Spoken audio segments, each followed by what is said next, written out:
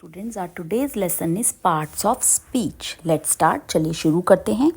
Different type of words make a sentence. अलग अलग तरीके के शब्दों से एक वाक्य बनता है। Division of different types of words is done as per their function performed in a sentence. जो अलग अलग शब्द हैं उनका डिवीजन इस उनके कार्य पर निर्भर करता है जो उन्होंने उस वाक्य में करा है। Such a division of word is called a part of speech. इसी तरह के विभाजन को हम कहते हैं पार्ट्स ऑफ स्पीच। एग्जाम्पल हैं अमन नेवर रॉन्ग्स एनीबडी, तो इसमें रॉन्ग्स वर्ब है। Two wrongs don't make one right, इसमें रॉन्ग्स नाउन है। Each wrong answer will lead to deduction of marks, इसमें रॉन्ग एडजेक्टिव है।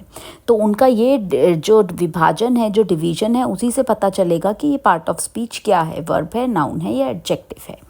Parts of speech, there are 8 part of speech. 8 parts होते हैं किसी भी स्पीच के। Noun, pronoun, verb, adjective, adverb, preposition, conjunction and interjection. Now study the sentences given alongside the pictures.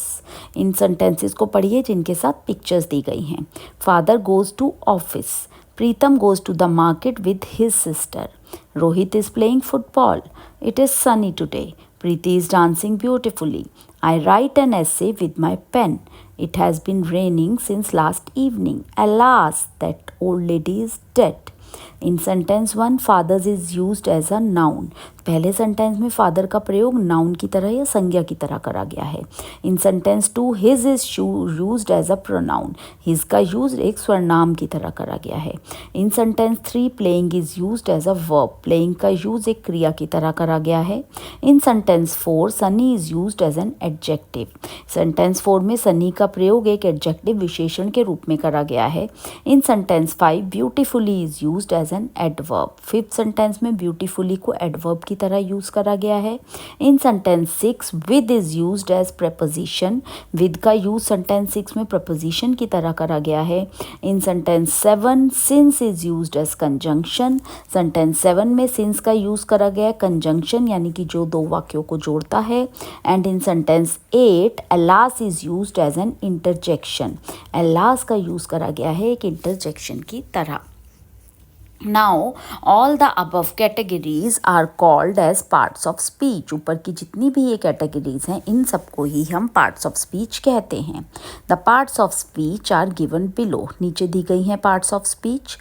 Noun. A noun is a word that names someone or something in a sentence.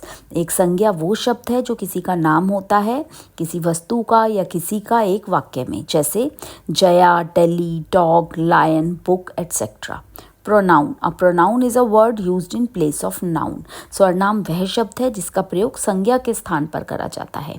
Example she, he, they, we etcetera.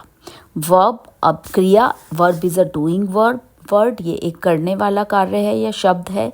Example write, walk, sing, fight etcetera. Now adjective यानी विशेषण। An adjective is a word that qualifies a noun और a pronoun. ये वो शब्द है जो संज्ञा या सर्वनाम की विशेषता बताता है, जैसे tall, nice, good, sweet, strong etcetera. जैसे boy is a noun and tall, tall boy, तो टॉल एडजेक्टिव हुआ और बॉय जो कि संज्ञा है उसकी विशेषता बता रहा है कि कैसा लड़का। Adverb. An adverb is a word that modifies a verb, an adjective and another adverb. Adverb वो शब्द है जो modify करता है किसी भी क्रिया को, विशेषण को या दूसरे adverb को, जैसे before, fast, daily etc.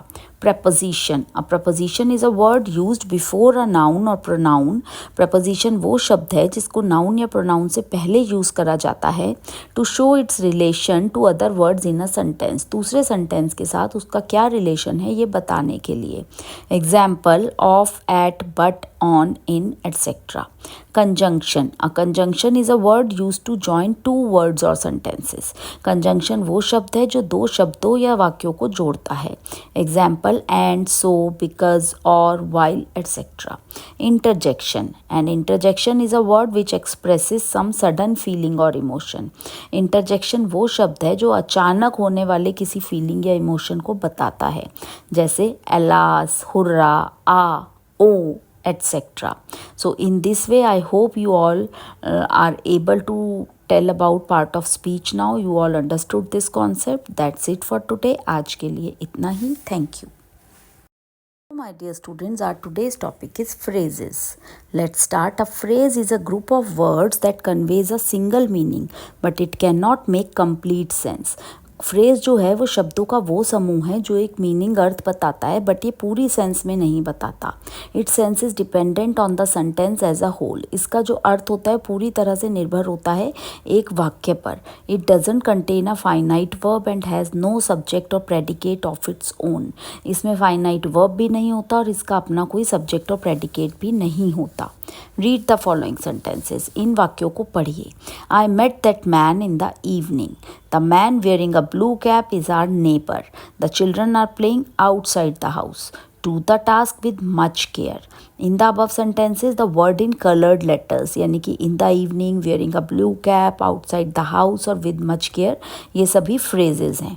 Now kinds of phrases, प्रकार phrases के. Depending upon their sense, the phrases are of 5 kind. अपनी sense के basis पर देखें तो ये 5 तरह के होते हैं. Noun phrase, adjectival phrase, verbal phrase, adverbial phrase, prepositional phrase. अब पहले आते हैं noun phrase. It is a group of word in a sentence and works like a noun.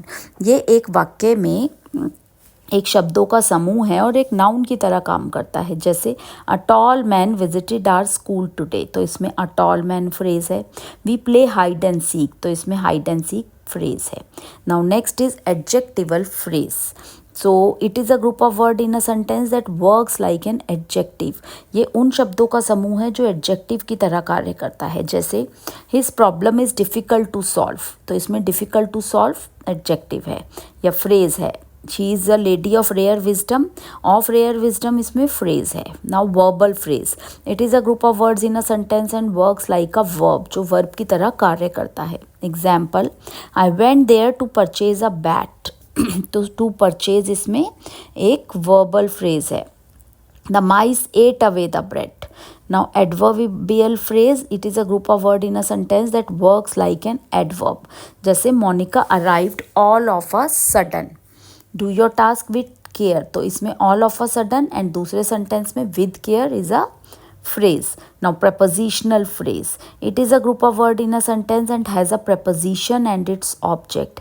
ये शब्दों का समूह है और इसमें एक preposition होता है और object होता है. जैसे the fox fell into the well. I met him in his office. तो into the well में into is a preposition and in his office में in is a preposition. So that's it for today. आज के लिए इतना ही. Thank you.